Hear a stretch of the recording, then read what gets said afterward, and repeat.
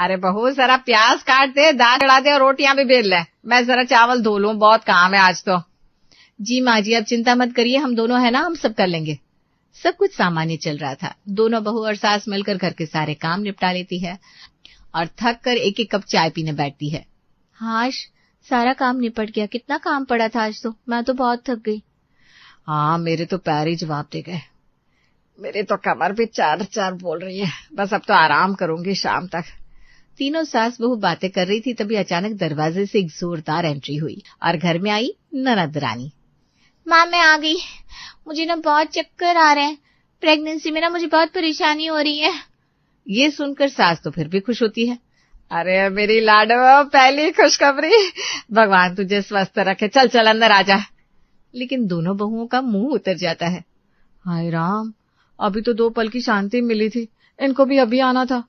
हाँ भाभी, चलिए कोई ना, कुछ देर की बात है, शाम तक तो नंदोई जी आ जाएंगे और ननद जी अपने घर चली जाएगी, फिर तो आराम ही आराम है। तभी सास ननद से कहती है, बेटा आई है तो जाने की जल्दी मत करना, मैं तो कहती हूँ आज रात यहीं रुक जाना। ननद मुस्कुराते हुए बोली, नहीं माँ, मैं जाने के लिए थोड़ी ना आई हूँ, अब तो पूरी प्रेगनेंसी यहीं रहूंगी। ये सुनते ही दोनों बहुओं की मुस्कुराहट पर जैसे वज्रपात हो गया। हाय राम, अब तो दिन रात सेवा करनी पड़ेगी। प्रेग्नेंट ननद जी है और कीमत हमें चुकानी पड़ेगी। दोनों बहुएं बात कर रही थी, तभी ननद की आवाज आई, भाभी मुझे बहुत भूख लगी है, जरा मेरे लिए गरम गरम पराठे बना दो। बड़ी बहू मन ही मन बड़बड़ाते हुए बोली, लो जी, अभी आई और शुरू भी हो गई। छोटी बहू खिसियाते हुए बोली, ठीक है ननद जी, अभी लाई। कुछ देर बाद ननद ने पराठा खाया और फिर बोली, भाभी मुझे ना खट्टा खाने का मन हो रहा है, जरा अचार भी निकाल दो ना। अरे पर अभी तो पराठा खाया था। तो क्या हुआ, प्रेगनेंसी है, कभी भी मन बदल जाता है।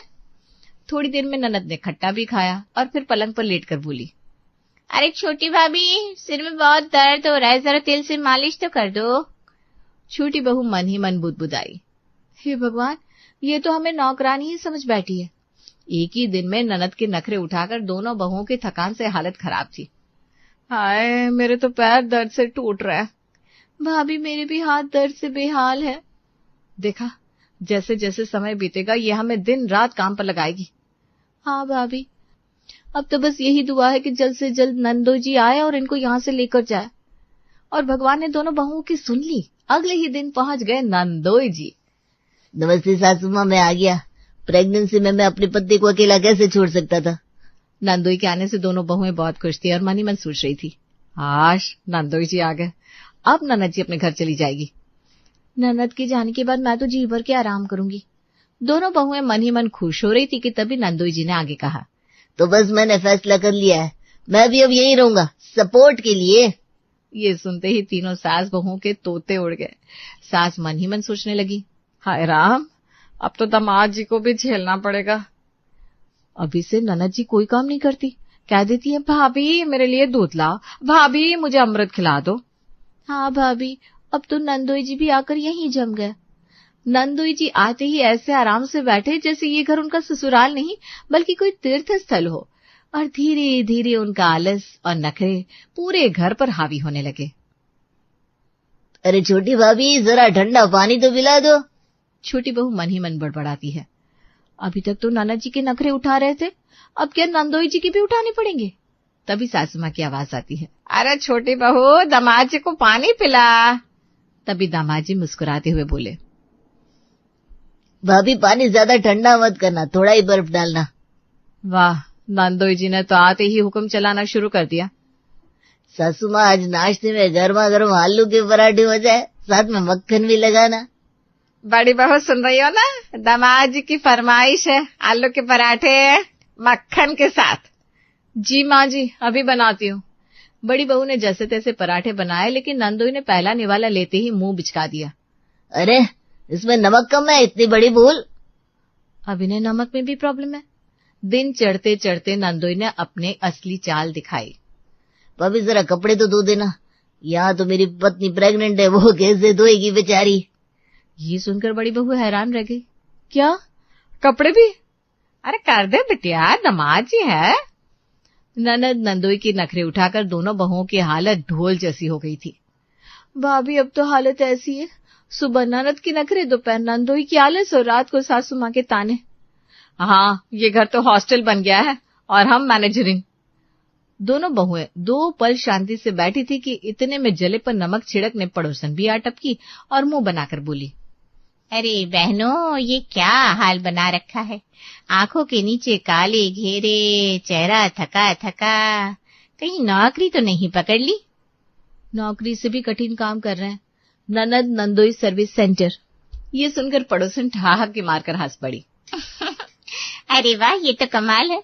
थोड़ी देर तक पड़ोसन बहुओं की खिल्ली उड़ा रही थी, तभी नंदोई की आवाज आई, अरे भाभी जरा चाय बना दो कड़क सी, मुझे भी थकान लग रही है।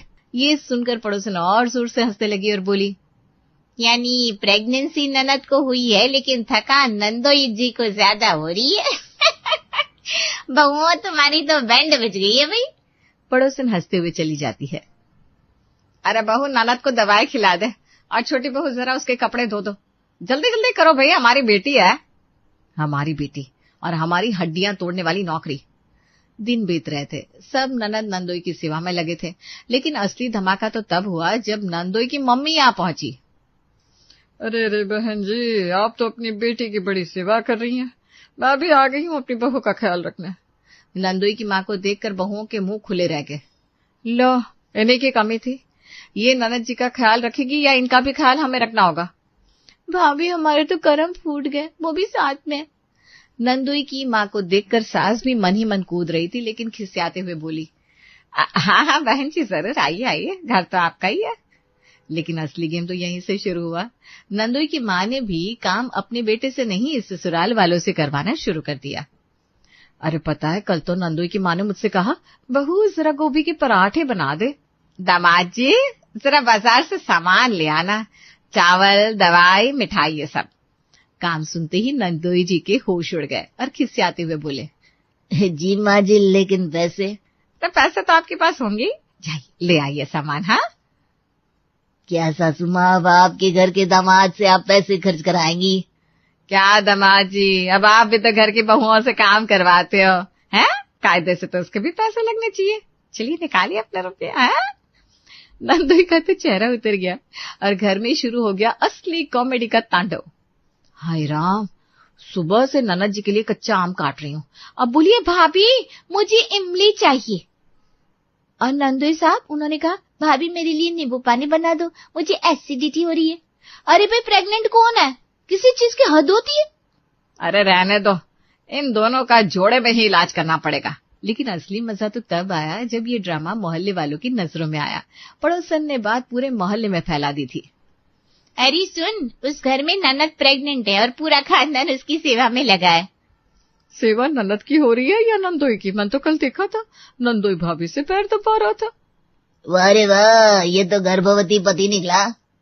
देखो देखो, नंदोई फूफा तो ऐसे कर रहा है जैसे उन्हें बच्चा होने वाला है। नंदोई फूफा भी प्रेग्नेंट है क्या? हाँ, और उनकी माँ तो ऐसे ऑर्डर देती है जैसे पूरा घर उनका नौकर हो। मालकिन नंदोई की माँ। बच्चों की बात सुनकर सबकी हंसी छूट गई, लेकिन नंदोई और उसकी माँ जब ये सुनते तो दोनों के चेहरे लाल हो गए। नंदोई की माँ सास पर भड़कते हुए बोली, सासू माँ, आपके यहाँ पड़ोसी और बच्चों को बिल्कुल तमीज नहीं है। घर के दामाद और उसकी माँ से ऐसे बात करते हैं, बिल्कुल सलीका नहीं है। खैर छोड़ो, नादान समझकर माफ कर दिया मैंने। सास हंसी दबाते हुए खुद में बुदबुदाती है, और कोई चारा भी तो नहीं है आपके पास। बहन जी, आपने हमारी बहू की सही सेवा नहीं कराई तो बच्चा कमजोर पैदा होगा। देखो, बहुओं से कहो रोज उसका मसाज करे, दूध गर्म करे और रात में पैर दबाए, कोई कमी नहीं रहनी चाहिए। अरे बहन जी, सेवा की चिंता छोड़ो, हम अपनी बेटे का भी ख्याल रखना जानते हैं। हाय दैया, ये औरत तो और भी खतरनाक निकली, इमोशनल ब्लैकमेल कर रही है। बहन जी, आप चाहे कितना भी इमोशनल ड्रामा कर ले, आप जैसे लोगों को ठीक करना मुझे अच्छे से आता है।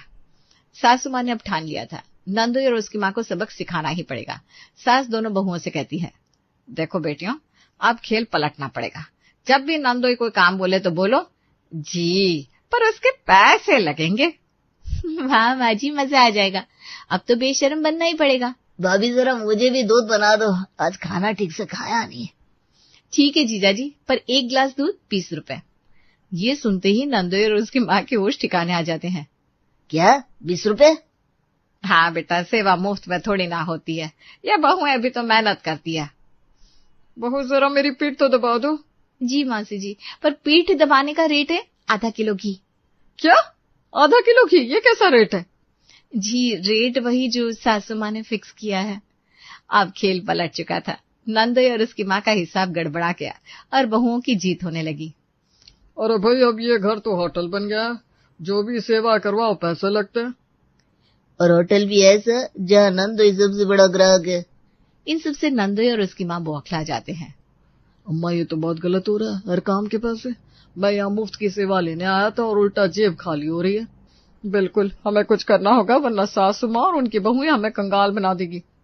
यानी खेल अब नए लेवल पर पहुंच गया था। ससुराल बनाम मायका। नंदोई इस सब से बचने के लिए एक नया आइडिया लगाता है। अम्मा, एक आइडिया है। अब देखो कैसे ये सास बहुएं हमारी चाकरी करती है, वो भी मुफ्त में। ठीक है, अगर हर काम के पैसे लगते हैं तो अब हम काम बताएंगे ही नहीं। देखो कैसे सब परेशान होते हैं। हाँ बेटा, अब हम चुप रहेंगे। जब हमारी बहू को दिक्कत होगी तब तो ये सब दौड़ेंगे ना। सास बहू अपनी जीत की खुशी मना रही थी, तभी उन्हें ननद के रोने की आवाज सुनाई देती है। सास दौड़कर उसके पास जाती है। अरे बेटा, क्या हुआ? क्यों रो रही है? ऐसी हालत में इस तरह परेशान होना सही नहीं है। माँ, मुझे आम खाना है पर कोई ला कर नहीं दे रहा। अरे ला देगा कोई, देखती हूँ कितनी देर में दौड़ते हैं। समझ गए?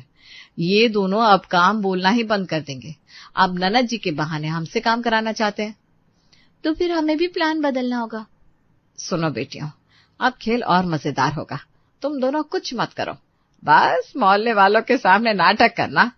मतलब कि ये दिखाओ जैसे नंदोई और उसकी माँ हमारी बहू पर जुल्म कर रहे हो। फिर देखो पूरा मोहल्ला कैसे इन पर टूट पड़ता है। बड़ी बहू घर के दरवाजे पर खड़ी होकर जोर जोर से चिल्लाने लगती है। अरे सुनो सुनो, देखो हमारी ननद को आम खाने की तलब लगी है, पर नंदोई जी और उसकी माँ कुछ भी नहीं कर रहे। हाँ, ऊपर से खुद बैठकर आराम कर रहे हैं। हाय, क्या होगा हमारी लाडली ननद का? अब उसका ध्यान कौन रखेगा? क्यों? ये तो गलत है। अरे वाह, लड़की गर्भवती है और ये दोनों माँ बेटे मिलकर आराम फरमा रहे हैं। भला अपनी प्रेग्नेंट पत्नी के साथ ऐसा कौन करता है? मोहल्ले वाले नंदोई को सुनाने लगते हैं। ये देखकर नंदोई और उसकी माँ घबरा जाते हैं। नहीं, ऐसा नहीं है। हम तो सोच रहे थे कि बहुएं खुद ही ला देंगी। शर्म करो, बहुएं तो घर का काम संभाल रही है। तुम्हें अपनी पत्नी का ध्यान रखना चाहिए, ना कि अपना बोझ उस पर डालना चाहिए। और इस तरह नंदोई और उसकी माँ की सारी चालाकी मोहल्ले के सामने उजागर हो गई। नंदोई जी और उसकी माँ मोहल्ले वालों के सामने अपमानित महसूस करते हैं। देखा बेटा, ज्यादा चालाक बनने की कोशिश मत करो। यहाँ हमसे बड़ा मास्टरमाइंड कोई नहीं है। सही कहा माँ जी, यहाँ तो दूध का दूध पानी का पानी हो गया। और नंदोई का आलस भी मोहल्ले में वायरल हो गया। ठीक है, अब मैं मान गया। आगे से सब काम मैं ही करूंगा, भाभीियों को तंग नहीं करूंगा बस। और मैं भी बहुओं से काम नहीं कराऊंगी। वाह, आखिरकार अकल आ ही गई। नंदोई और उसकी माँ गुस्से से लाल हो रहे थे, लेकिन कहानी यहाँ खत्म नहीं हुई। वो कहते ना, रस्सी जल गई पर बल नहीं गए। असली धमाका तो तब होगा जब खर्चे का हिसाब खुलकर सामने आएगा। हद है, अपने दामाद और उसकी माँ को इसे सबके सामने कौन अपमानित करता है। अब सास बहुओं का नंदोई और उसकी माँ पर अगला बार होता है। सुनो सुनो सब लोग, अब समय आ गया है कि नंदोई और उसकी माँ से पूरा हिसाब लिया जाए। इतने दिन जो जो खर्चा हुआ है उसका ब्यौरा हम सबके सामने देंगे। ये सुनते ही नंदोई के तोते उड़ जाते हैं। वो हकलाते हुए कहता है, हिसाब? कौन सा हिसाब? अरे वही बेटा जी, दवाई के पैसे, दूध, दही, फल, सब्जी और तुम्हारे रोज रोज के नखरे। सास एक मोटा सा रजिस्टर निकालती है और हिसाब पढ़ना शुरू करती है। पहला दिन 5 किलो आम 3000 रुपये, दूसरा इमली 500 रुपये, तीसरा नंदोई के लिए दूध 2000 रुपये, चौथा नंदोई की माँ का तेल मालिश 1500 रुपये। कुल मिलाकर खर्चा लगभग 70,000। हिसाब सुनते ही नंदोई और उसकी माँ एक दूसरे का मुंह देखने लगते हैं। क्या 70,000? हाँ जीजा जी, ये तो छोटा सा हिसाब है, अभी और भी है। और अगर नखरे उठाने का हिसाब जोड़े तो। ये सुनते ही नंदोई सर पकड़ लेता है। मोहल्ले वाले नंदोई की हालत देखकर हंसने लगते हैं। वाह रे वाह, मुफ्त की सेवा लेने आए थे, अब पूरा बिल पकड़ लिया गया। बड़ी बड़ी बातें कर रहे थे, अब जेब टटोल रहे हैं। नंदोई सर पकड़कर रोने लगता है। सासू माँ मुझे माफ कर दो, हमसे गलती होगी, मेरे पास इतने पैसे नहीं है। सच तो ये है कि मैं और अम्मा खर्चा बचाने के लिए यहाँ टिके थे, सोचा था ससुराल में जाकर आराम मिलेगा और पैसे भी बच जाएंगे। हाँ बहन जी, हम मानते हैं हमने गलत किया है, हमें माफ कर दीजिए। अरे वाह, खर्चा बचाने आए थे और हमें नौकर समझ रखा था क्या? सुन लो बेटा जी, ये घर धर्मशाला नहीं है और मेरी बहुएं मशीन नहीं है। सही कहा माँ जी, यहाँ हर किसी का सम्मान है और अब से कोई भी काम होगा तो सब मिलकर करेंगे, अकेली बहुओं पर बोझ नहीं पड़ेगा। ये सब देखकर ननद रोने लगती है। माँ भाभी मुझे माफ कर दो, मेरी वजह से सबको इतनी दिक्कत हुई, आगे से मैं भी खुद भी थोड़ा बहुत काम कर लूंगी। अरे पगली, तुझे तो आराम ही करना है, लेकिन हाँ तू भी समझ ले, बहुएं तेरी नौकरानी नहीं तेरी भाभियां हैं। ऐसी हालत में तेरे लिए करना उनका फर्ज है, वो तेरा ख्याल जरूर रखेगी। सास और दोनों भाभियां भी ननद के गले लग जाती है। ठीक है सासू माँ, अब मैं बदल गया हूँ, अब से हर काम में मैं हाथ बटाऊंगा, आप कहोगी तो थोड़ा सा खर्चा भी दे दूंगा। तो चलिए जीजा जी, शुरुआत आज से ही कर दो, जरा झाड़ू तो उठा लो। अभी? हाँ अभी, ताकि सबको यकीन हो जाए, और 500 रुपये निकालो ताकि शॉपिंग भी हो जाए। नंदोई मरे हुए मन से पैसे देता है, दोनों बहुओं की हंसी निकल जाती है। वो नंदोई को पैसे वापस दे देती है। नंदोई जी, पैसे नहीं चाहिए हमें, हम तो बस आपकी टांग खींच रहे थे, लेकिन झाड़ू तो आप ही लगाएंगे। लो भाई, अब तो घर में अमन चैन वापस आ गया, ननद भी खुश, बहुएं भी खुश और नंदोई झाड़ू वाला बन गया।